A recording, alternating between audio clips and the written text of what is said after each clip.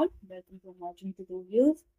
तो आज का हमारा जो टॉपिक है, आज हम करेंगे रीडिंग कॉम्प्रिहेंशन, जो आपके सीटेट जो भी टीचिंग एग्जाम है उनमें मोस्टली पूछे जाते हैं। तो जो आज का मैं कॉम्प्रिहेंशन लेके आई हूँ, ये हमारे प्रीवियस ईयर में से ही है। तो सबसे पहले तो जब भी हमने कॉम्प्रिहेंशन को सॉल्व करना है, तो मैं आपको अपना तरीका बताती हूँ कि मैंने पेपर में क्या किया था। मैंने सबसे पहले क्वेश्चंस की थॉरो रिव्यू करी। तो अगर आपको टाइम बचाना है, तो सबसे पहले आप इसमें जो गिवन क्वेश्चंस हैं उसको रीड आउट कर लो। और अगर पैराग्राफ को आपने रीडिंग देनी है, तो इसको एक क्विक मतलब क्विकली इसको रीड कर लो, ताकि आप इसमें जो की वर्ड्स हैं वो आपके थोड़ा सा माइंड में आ जाए। अदरवाइज पूरा पैराग्राफ पढ़ने की कोई ज़रूरत नहीं है, क्योंकि टाइम वेस्ट होता है और एग्जाम में हमें टाइम को यूटिलाइज करना। ठीक है, तो यहाँ पे अभी मैं आपको फुल पैरा का ट्रांसलेट करके नहीं बताऊंगी, डायरेक्टली हम लोग क्वेश्चंस पे चलेंगे और वहां से डायरेक्टली मैं आपको बताऊंगी कि कैसे इसको फाइंड आउट करना है। So let's begin with the first question. देखो, अभी फर्स्ट क्वेश्चन यहाँ पे है।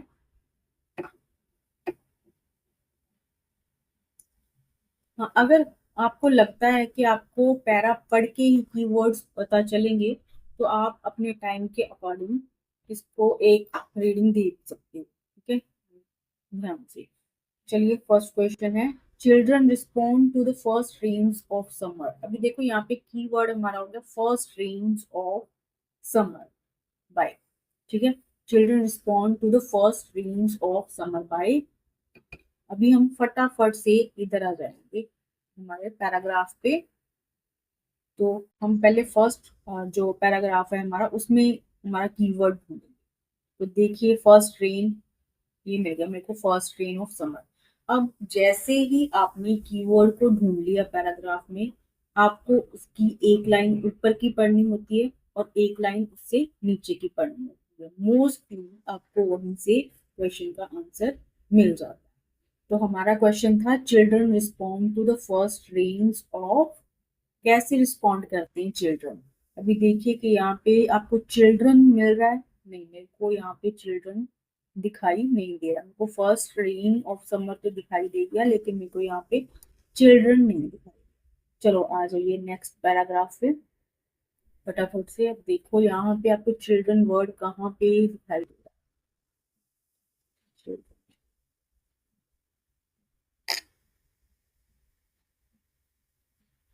ये स्मॉल चिल्ड्रन, ये आ गया ना। अब ये कीवर्ड दिख गया आपको। अब यहाँ से हम रीड करें, small children run out of their homes to roam naked in the rain. कि जो छोटे छोटे बच्चे हैं वो अपने घरों से भागते हैं रेन में नंगे नहाने के लिए, नेक मतलब विदाउट क्लोथ्स। ठीक है, तो अभी ऑप्शंस हमारे क्या हैं? फर्स्ट ऑप्शन है गिविंग शाउट्स ऑफ जॉय, चिल्लाते हुए आते हैं। Floating paper boats in the water, पानी में पेपर बोट्स को फ्लोट करते हैं। थर्ड ऑप्शन है running and playing in the rain, rain में रन करते हैं, खेलते हैं। या फिर सिंगिंग सॉन्ग। अब देखो, यहाँ हमारी लाइन में क्या था? Small children run out of their home, तो यहाँ पे रनिंग आ गया। And make in the rain, rain में प्ले कर रही है, तो हमारा जो सी ऑप्शन है वो यहाँ पे जाने वाला है राइट। होप आपको समझ आया है इसको सॉल्व करने का तरीका। तो विदाउट वेस्टिंग टाइम आप डायरेक्ट क्वेश्चंस पे जाइए, कीवर्ड से वो लाइन ढूंढिए, उसकी वन लाइन ऊपर की और वन लाइन नीचे की रीड करो। श्योरली आपको वहीं से इसका आंसर है जो वो मिल जाए। अब आ जाए, अब जैसे ही आप आए सेकंड क्वेश्चन पे। ठीक है, अब यहाँ पे आपको फर्स्ट क्वेश्चन मिला सेकंड पैराग्राफ में। अब आपने इससे नीचे ही देखना है। कभी बहुत रेयरली होता है कि दोबारा आपको जो फर्स्ट क्वेश्चन जहाँ से पूछा गया है उससे ऊपर वाले पैराग्राफ में से पूछा गया है। मोस्टली जहाँ से आपको फर्स्ट क्वेश्चन बिगिन होता है, उससे नीचे ही बाकी के क्वेश्चन दिखते हैं। ठीक है, तो इस चीज का ध्यान रखना। सेकंड क्वेश्चन अब आ गया, the tiny spring issuing from. अब यहाँ पे टाइनी स्प्रिंग और रॉक, ये हमारे keywords. The tiny spring issuing from the rock is hidden bye, कहाँ पे हिडन है? आ जाओ, हम उससे नीचे देखेंगे। अब ढूंढो। यहाँ पे रॉक लिमिटर जी, इसको बस क्विकली पढ़ना है। ये मेरे को रॉक दिख गया यहाँ पे, तो मैं ढूंढना है टाइनी स्प्रिंग। ये रहा टाइनी स्प्रिंग, मिल गया। तो पूरी लाइन कहाँ से शुरू हो रही है, यहाँ से। I parted a curtain of tender maiden hair fern and discovered a tiny spring issuing from the rock nectar from the thirsty traveler। तो क्वेश्चन क्या था कि टाइनी स्प्रिंग, जो छोटा सा पौधा निकल रहा है, वो कहाँ से कहाँ हाइड हुआ हुआ था, कहाँ हाइड हुआ था, लाइन क्या है, I parted a curtain of tender maiden hair fern. मैंने मेडन हेयर फॉर्न का जो पर्दा बना था उसको साइड पे किया। अब मेडन हेयर फॉर्न क्या होता है, ये ग्रीन पत्तों वाला एक छोटा सा प्लांट होता है, छोटे छोटे पत्ते होते हैं इसके मोस्टली। एक पौधा होता है touch me not, touch me not होता है ना, जिसको टच करते हैं उसकी लीव्स बंद हो जाती है।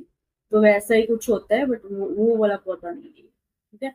तो मेडन हेयर फॉर्न जो है टेंडर सॉफ्ट सॉफ्ट, उसके कर्टन को, मतलब उसको, उसके पत्तों को मैंने साइड पे किया and discovered tiny spring issue from the rock nectar. तो इसका राइट आंसर जाएगा ऑप्शन बी। नेक्स्ट क्वेश्चन होगा, अब आ जाए third question. To become part of a river, अब यहाँ पे हमारा कीवर्ड आ जाएगा part of a river and a tiny drop. Question है to become part of a river a tiny drop has to, कि रिवर का हिस्सा बनने के लिए जो छोटी सी ड्रॉप होती है उसको क्या करना होता है, have a lot of strength, depend on external forces, suffer a lot, merge its identity। चलिए देखते हैं पैराग्राफ में क्या होगा इसका राइट आंसर। तो यहाँ पे हमारा सेकंड जो क्वेश्चन का आंसर था, तो अब हम इससे आगे चलते हैं। थर्ड में ये मिल गया मेरे को, टाइनी ड्रॉप भी मिल गया मेरे को, ड्रॉप भी मिल गया। अब यहीं पे देखेंगे हम। तो लाइन में क्या है, I stared there for hours watching the water descend. तो मैंने देखा वहां पे कई आवर स्टे करके कि वहां से पानी जो वो नीचे गिर रहा था ड्रॉप बाय ड्रॉप, एक एक बूंद करके, into a tiny casement in the rocks, rocks में जा रहा था, इकट्ठा हो रहा। ईच ड्रॉप रिफ्लेक्टेड क्रिएशन, मुझे ऐसे लग रहा था कि हर बूंद क्रिएशन को रिफ्लेक्ट कर रही है। तो क्रिएट वर्ड हो गया, या तो क्रिएशन, क्रिएट किसी चीज को कैसे करते हैं, उसको इकट्ठा करके, कलेक्ट करके क्रिएशन होती है। देखिए ऑप्शंस में ये सब है।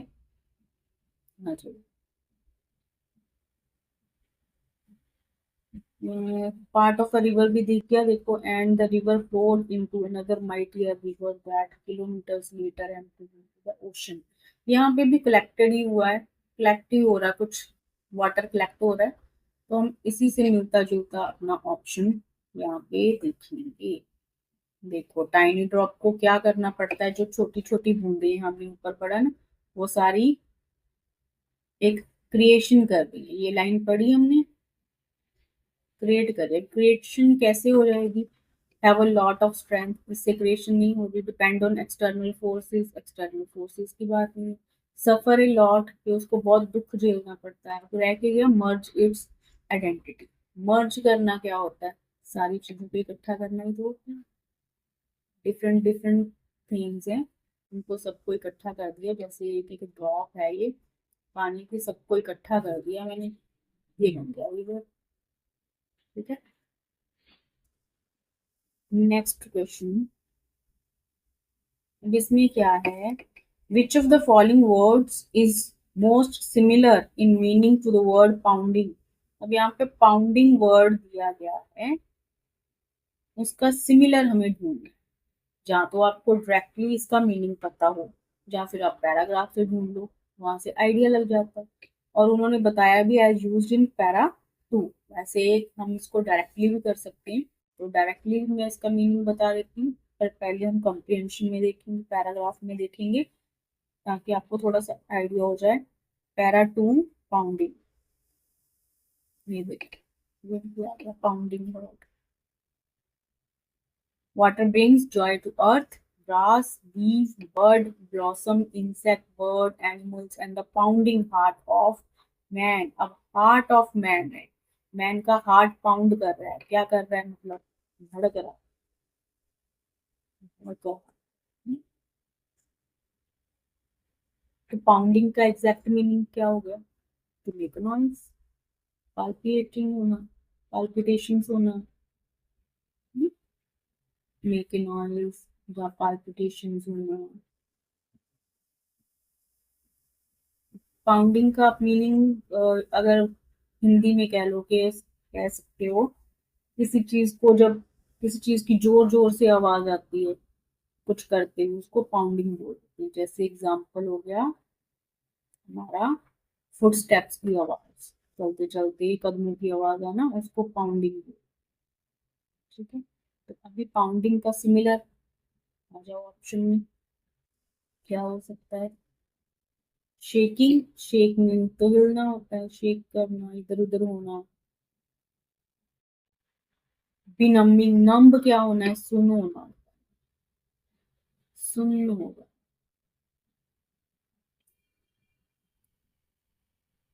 क्या? कोई फीलिंग नहीं आ रही, बिल्कुल सुन हो गया। शेक, मूवमेंट होनी इधर उधर।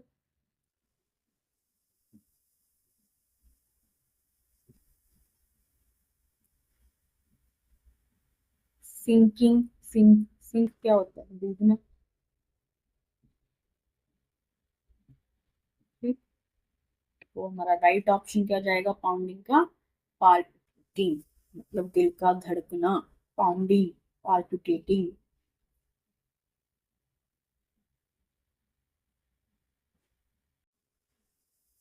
राइट,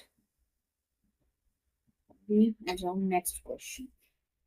नेक्स्ट क्या है? Which one of the following words is the most opposite? अब ढूंढना है opposite in meaning to the word discant as para 3 as used in the passage. अब पैरा 3 पे आ जाओ। ये रहा, सेकेंड लाइन में पढ़ा था हमने, वाटर डिस्केंट, वाटर गिर रहा है नीचे। ठीक है, तो नीचे गिरना मतलब इसका ऑपोजिट क्या हो जाएगा? ऊपर आना हो जाएगा। फ्लो, फ्लो तो हो गया, फ्लो में चलना, ये फ्लो में बह रहा है।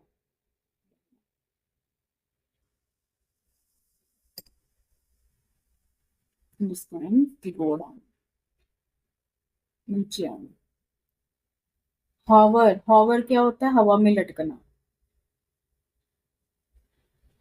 हवा में लटकना या हाँ, हवा में लटकना, जहाँ एक ही जगह पे खड़े होकर किसी चीज की वेट करना। यूम, तो लार्ज, बड़ा करना।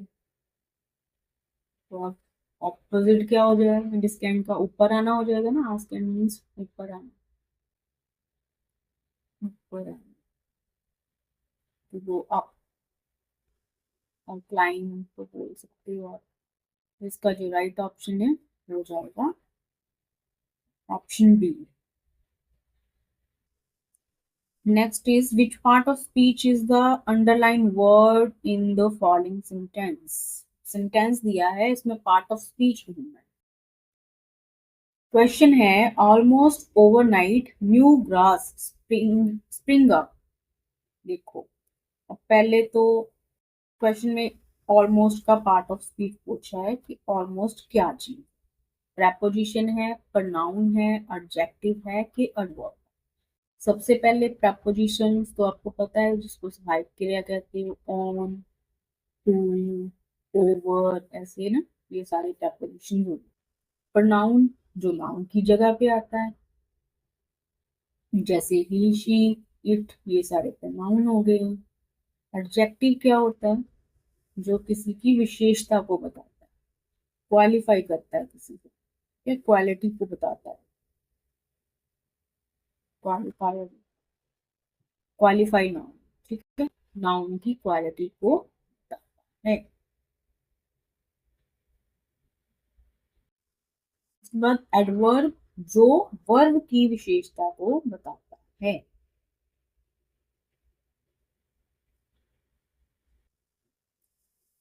अब उन्होंने पूछा है कि ऑलमोस्ट क्या है। तो अगर आपको डायरेक्टली नहीं पता चलता तो हम क्या करेंगे, सबसे पहले इसमें नाउन ढूंढ लेते हैं। न्यू ग्रास, ये हो गया हमारा नाउन। स्प्रिंग अप, ये वर्ब है। ओवरनाइट, पूरी रात, इसकी विशेषता चल रही है, इसकी स्प्रिंग। अब ऑलमोस्ट, लगभग पूरी रात, नया जो घास था वो स्प्रिंग अप हो रहा है। अब यहाँ पे जो ऑलमोस्ट है वो वर्ब की विशेषता को बता रहा है। तो क्या हो जाएगा इसका right option, D, adverb. Almost यहाँ पे एडवर्ब है, क्योंकि ये जो नया ग्रास स्प्रिंग अप हो रहा है, बढ़ रहा है, उसकी विशेषता को बता रहा है कि लगभग पूरी रात ही वो बढ़ता है। ठीक है, तो यहाँ पे ऑलमोस्ट एडवर्ब हो। नेक्स्ट क्वेश्चन, इसमें क्या है अब, which part of the following sentence contains an error. में एरर ढूंढना है सेंटेंस। ए पार्ट है he knew, B that he will go back on his promise. तो एरर कौन सा है इसमें? देखो सबसे पहले यहाँ पे तो लगी हुई है सेकंड फॉर्म, ठीक है।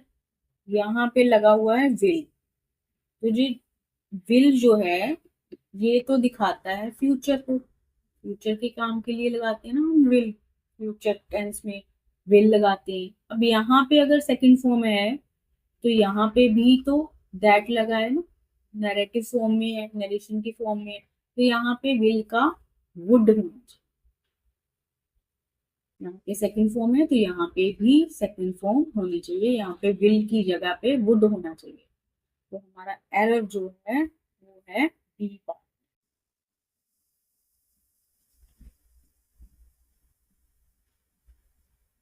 नेक्स्ट क्वेश्चन है, which of the following statement is not true. अब हमें बताना है कि इसमें कौन सी स्टेटमेंट सही नहीं है। There is a renewal everywhere, कि हर तरफ सब कुछ नया नया है। न्यू ग्रासेस स्प्रिंग अप, नई ग्रासेस स्प्रिंग अप हो रही है। The sweltering heat comes to an end, sweltering मतलब very hot, very uncomfortably hot,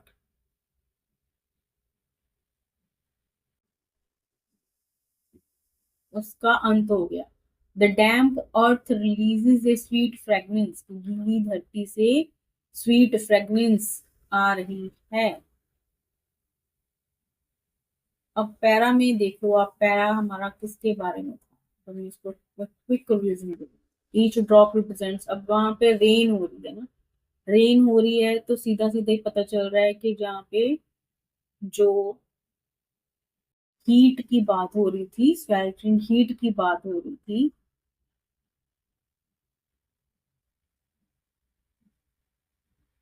पहले हम इसको पैराग्राफ के अकॉर्डिंग करेंगे तो हम देखते पैरा में क्या क्या बताया। वैसे तो इसका सी ऑप्शन ही होना चाहिए। आ जाओ।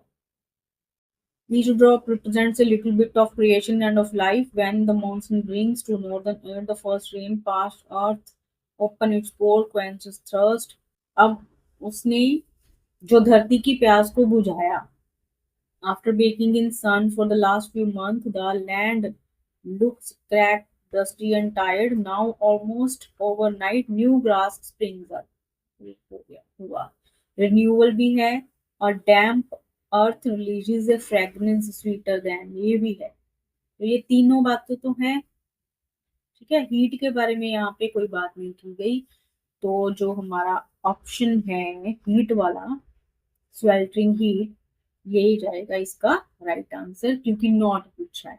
तो हमने अब यहाँ पे कॉम्प्रिहेंशन कर रहे हैं तो हमने पैराग्राफ के अकॉर्डिंग करना है। तो पैरा में रिन्यूअल के बारे में बात की गई है, ग्रासेस भी स्प्रिंग अप हो रही हैं, डैम्प अर्थ के बारे में भी बात की गई है, लेकिन हीट के बारे में, स्वेल्टरिंग हीट के बारे में कोई बात नहीं। ठीक है,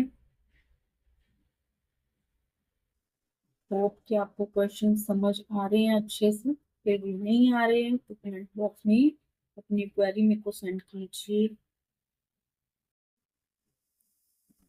क्या है 99th क्वेश्चन। अब ये क्वेश्चन क्या है, the earth does not look dash before the onset of the monsoon.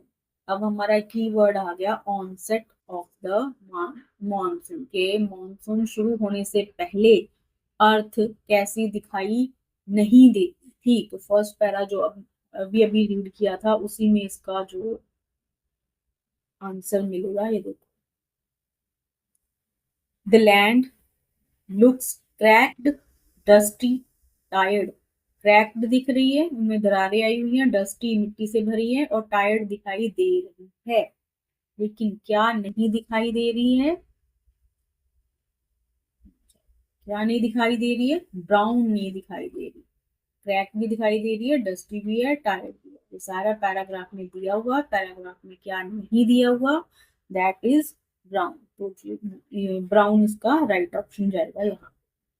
तो यहीं पे करते हैं आज की वीडियो एंड, मिलते हैं नेक्स्ट वीडियो में। Bye, take care.